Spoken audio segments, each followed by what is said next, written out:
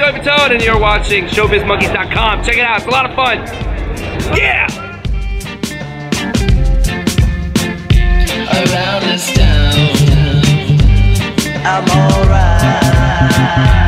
Around this town, I'm alright. I mean, no consequence when you playing with the fire. Move to the left, man. No fuss. Hi, I'm Elizabeth Hughes Belzil with ShowbizMonkeys.com, and I'm here at the red carpet for the 83rd Academy Awards. Can't actually see the red carpet right now as it's covered in tarp. It's a bit of a rainy day here in LA. And I'm here to do my 2010 Oscar predictions. All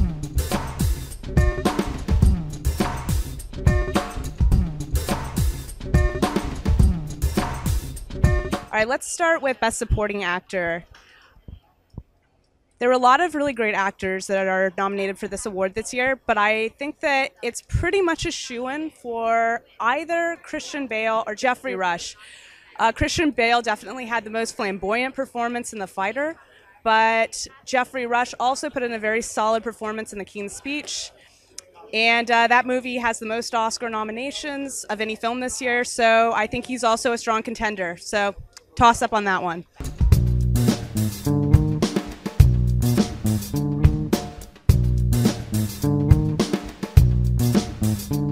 The award for Best Actress this year is really a toss-up, but what my gut is telling me is it's going to be Natalie Portman, simply because of her intense dedication to this role. She trained for more than a year in ballet and also intense dieting, lost an incredible amount of weight. Just her full immersion in this role, I think, will put her over the edge. But there were a lot of strong contenders this year. I think Annette Bening has a chance, and I also think that Jennifer Lawrence of Winter's Bone has a strong chance as well.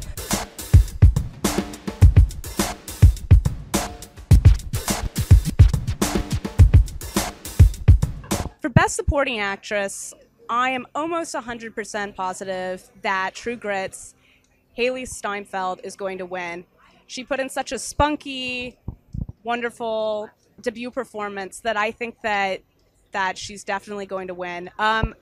Someone who I would also like to see win and who could get the award is Melissa Leo of The Fighter, who was also nominated last year for Frozen River.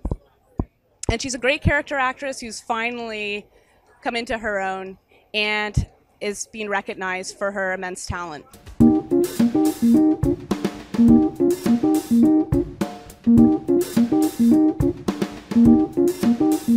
Best Actor this year, I think, almost certainly is going to go to Colin Firth. The Academy loves portrayal of historical figures. I mean, just in the last 5-10 years, we had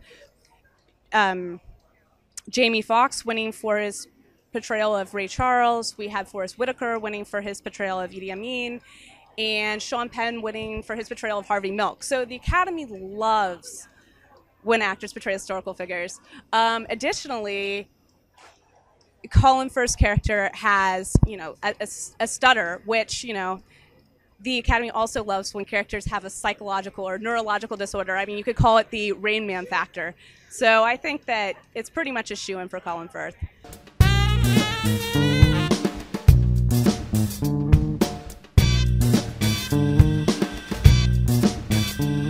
For the Best Director award this year, I think it really comes down to two directors, Tom Hooper and David Fincher, who respectively directed The King's Speech and The Social Network. I don't know which of the two is going to win Best Picture, and I don't know which of the two is going to win Best Director, but I would definitely say it comes down to one of those two.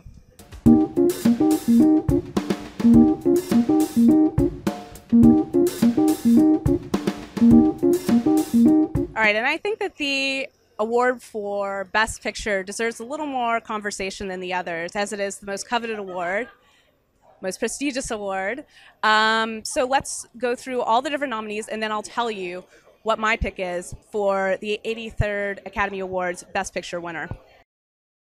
We have Winter's Bone, this kind of noir story of this girl in the Appalachians searching for her father. It's a great film. It was big at Sundance this year, but I kind of think it's the Academy's indie pick, to prove that they don't just select big-name Hollywood movies. And so I don't really think it has a chance at victory. There's Black Swan, which was probably one of my favorite films of the year in the sense that I enjoyed it on a pure entertainment level. But in reality, Black Swan is really style over substance. It's pretty much a pot boiler, melodrama, psychological thriller, and it's not really a great film. And I think that the members of the Academy will recognize that. We also have The Fighter this year. David O. Russell, the director of The Fighter, has been making a lot of great films for many years, and he fails to get recognition time and time again, and I really enjoyed this film, but I think that this year is going to be no exception, and I think that this film is going to be passed over for the Best Picture award. Inception. Inception was a great film. It went a little over some people's heads. You know, it's a bit of a cerebral action movie. A lot of people, when they go see an action movie, they want to see something where they don't have to think. But nevertheless, it was a great movie. Christopher Nolan has been also producing great movies that have received many nominations for years. But I just don't think it's going to win. It's great. It came out early in the year, which is also kind of a mark against it. The kids are all right. The Oscars comedy pick, because the Oscar has to put in at least one comedy. Great film. Comedies, unless it's like Annie Hall, it's not going to win. 127 Hours. Danny Boyle's Slumdog Millionaire won the Oscar only a couple years ago. I think for that reason alone, the Academy is going to have a bias, and they're going to say, hey, let's let somebody else win and skip him over. Though that was also a really great movie. Toy Story 3 is also nominated for a Best Animated Picture, and I think almost certainly it will take that award, but the Academy is probably going to want to see something else win Best Picture. True Grit. Basically, it's kind of the same thing as with 127 Hours. The Coen brothers, they won for No Country for Old Men. The Academy's probably not going to give them another victory. And True Grit was not the kind of movie that was so exceptional that it would overcome that bias. So now we're at the final two, which are The King's Speech and The Social Network. As I commented before, The King's Speech has more nominations than any other film, with 12. But I personally think that The Social Network is going to win. It is just one of those movies that has its finger on the pulse of the zeitgeist, so to speak. It's so now, it's so hip, Facebook is so relevant. I think that is what's going to cinch it for that movie.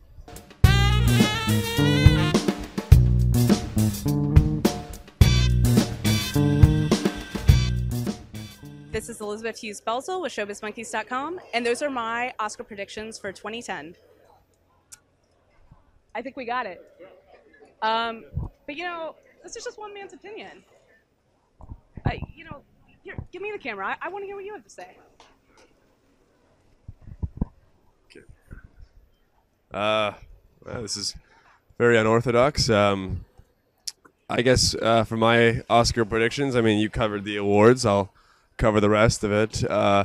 The Oscar, as we all know, is at the Kodak Theater, which boasts a stage of 120 feet wide and 75 feet deep that comes to a total of 9,000 square feet. If you're going to average out about 6 lights per square foot, you're looking at around 50,500 lights. I would average probably 30% of those will be spotlights and floodlights. There'll be 1 or 2 gobos, but I think the Academy is really going to go for a more digital design this year for their lighting designs. In terms of seating, we all know that the theater seats 3,322 people. I think all seats will be full, and I think the food and drink service will be of optimum quality this year. I know there was a few issues last couple of years with water not making to the tables on time, some of the actors getting parched lips, and as a result, acceptance speeches running a little bit long. I think we will see a big change this year as we have a new wait staff at the Oscars, which is very exciting. I'm very excited about that. In terms of sound equipment, I think we'll be using mostly lapel mics with a few omnidirectionals. Oh, yeah. And so those are my technical... a second. My name is Tim Gray, and those are my technical predictions for the 83rd Annual Academy Awards. Thank you, Showbiz Monkeys. ShowbizMonkeys.com.